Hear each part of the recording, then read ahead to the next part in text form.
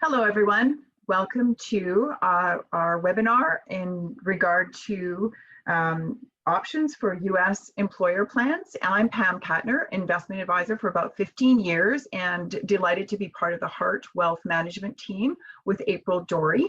And we are a team that combines youth, energy, and experience. I've done educational seminars for the past 15 years, and we are now, given the COVID conditions, transitioning over to provide ongoing educational information through webinars. So I am delighted today to have Debbie Wong with us.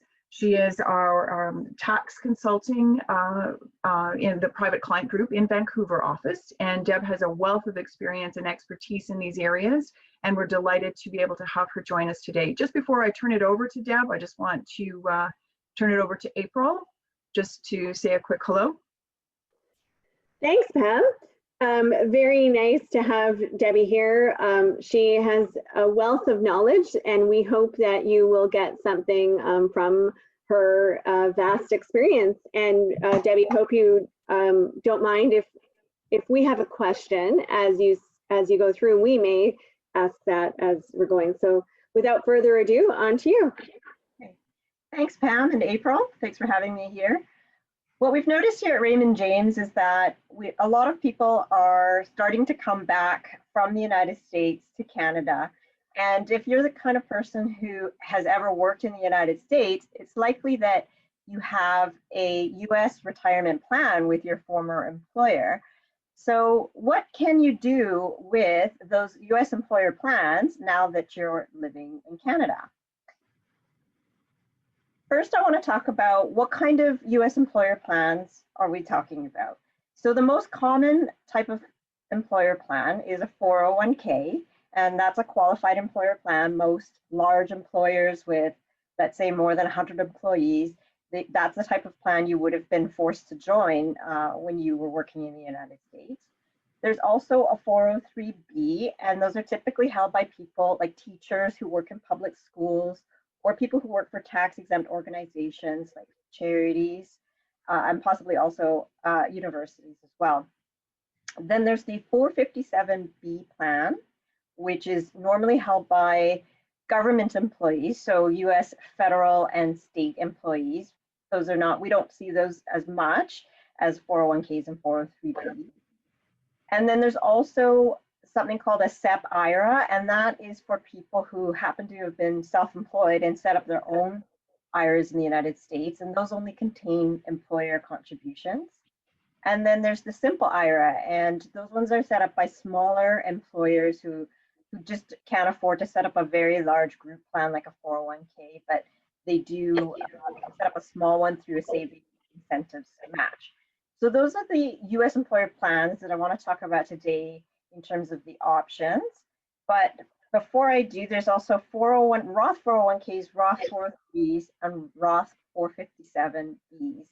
And they're also referred to as designated Roth accounts in the United States. The Roth accounts are very much like our TFSAs, but you can think of them more like a group TFSA that's offered by an employer. And Roth accounts are tax exempt in Canada as long as the account holder has filed a one-time election with the CRA's Competent Authorities Division, and they did not make any further contributions to the Roth account. So that's actually a very good account to hold on to if you've got one of those. So next I'll talk about your options with respect to the regular retirement plans, the non-Roth accounts.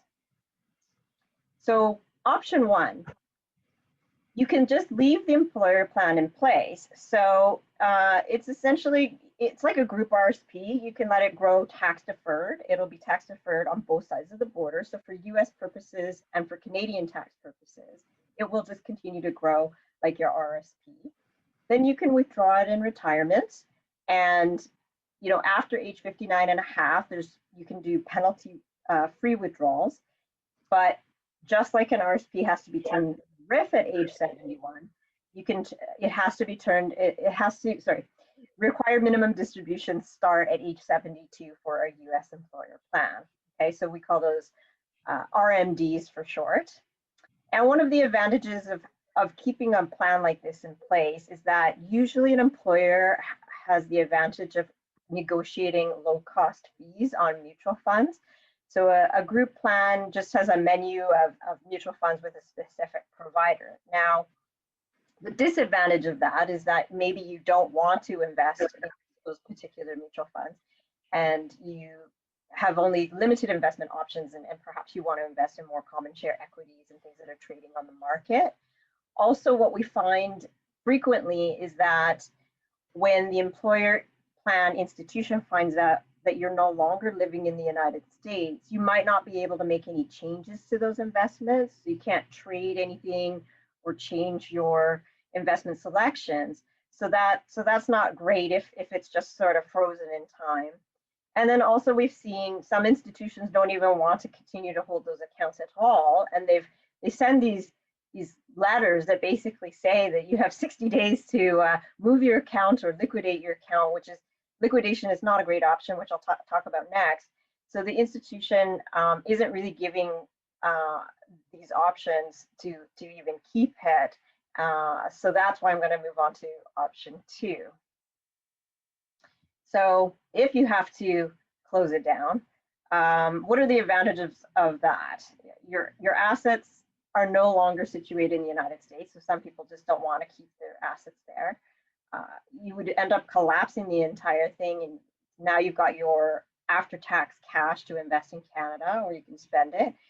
There will be withholding tax when you collapse a US plan. So for a non-US citizen person collapsing such a plan, there would be a 30% withholding tax. Now that is a large hit. Let's say you have a, even if it's a $100,000 plan, that's a huge amount to decimate basically your retirement savings. So we don't like the idea of accelerating taxation in this way.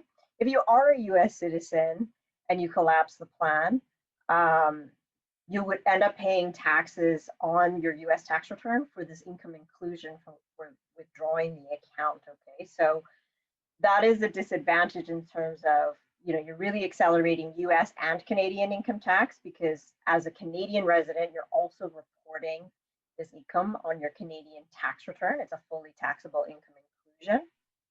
And Debbie, we don't really see a lot of people choosing this option, do we? I've never seen one in our practice. No, it's not very common, because I would see it happen maybe if the account was less than, say, $10,000, like something really small, and it was just an annoying account. But I mean, if it's tax deferred, I would rather see people keep it intact. Now, there are, on the third point on that slide, is that there is a possibility to transfer it to an RSP on a tax neutral basis, but these cases are very, very rare, and it can lead to double tax if it's not analyzed. So here at Raymond James, I can do that analysis, an initial analysis for anybody who might be interested in this option. But in very general terms, a person needs to be earning at least top tax bracket income, so over $220,000 a year in other types of income, in order to try to neutralize the tax. So, and the account needs to be pretty small as well. And they also have to not be subject to an early withdrawal penalty, because that adds an extra 10% on top of the 30%. So essentially we need to figure out, is there enough Canadian tax due on the Canadian tax return to try and recover the US taxes that are being triggered by collapsing this? So it's usually not a great idea. That's what I want to say. It is possible, but we would want to do a full analysis of that before anybody does this, before anybody does a withdrawal and a collapse of the entire account. So the problem with this option as well is that you're not going to have a tax deferred retirement account in US dollars anymore. And yeah, it's going to decimate your retirement nest egg if you had a particularly large account. We'd often see accounts that are definitely in the hundreds of thousands. Some people who've worked in the United States have had extremely large accounts, in my opinion, because they can defer so much more into a 401k, like greater than 50,000, than we can here in Canada into our RSPs, where our limits are a lot lower. Okay. So the next option is, this is not obviously option 2 is not a great option. So the next option is that you can roll the employer plan into an IRA, an individual retirement arrangement, with a Canadian financial advisor with a US license. So April, you have a US license. Exactly, that's where we come in. Exactly. So you have the ability to manage IRA accounts for either US people living in the United States or for Canadian folks living in Canada or US people living in Canada. Okay. So this allows you to gain control over investment selection and have access to market traded investments on Canadian and US markets. And you're not just limited to the small menu of mutual funds that are offered by that employer plan. The great thing about an IRA is that it remains tax deferred in Canada and the US. So you can keep that intact all the way until age 72, until you have to start taking your required minimum distributions. And one of the key advantages of an IRA and as well 401k type of accounts is that you get 10 years of stretch income for an estate beneficiary. So what does that actually mean? So when we look at Canadian retirement plans like an RSP that turns into a RIF, and when a RIF holder passes away, essentially that account becomes fully taxable to the last surviving spouse that inherits that account. So it could end up being a very large income inclusion on that deceased person's final Canadian tax return. And that's where, Debbie, a lot of Pam and my planning comes into play with clients who have done a great job and followed all the rules, saving and building up large RSPs on RIFs. And, you know, and this is a really big advantage for American people coming into Canada with their IRAs. And so I'm glad you're talking about this. Right. So instead of the value of your IRA being included in your income on your year of death, it allows the account, the tax rules in Canada and the United States allow the account to be inherited by a non-spouse beneficiary, so usually your children, and then they can take out that account over 10 years, and it will stretch the income inclusion over their life, the next 10 years, or they can just defer it for the next 10 years and take it out in the 10th year. So it's actually quite flexible as to how these rules work in the state. And then the rules in the US and Canada parallel each other, which means that it's taxable from a withholding tax perspective in the United States at the same time it's taxable in Canada, or you can look at it vice versa, right? So the timing is parallel in terms of the income inclusion. So that is a huge advantage to not have it included in your terminal tax return, because usually you're going to have a ton of other income being included in that return, such as your capital gains from redeemed dispositions upon death. Okay.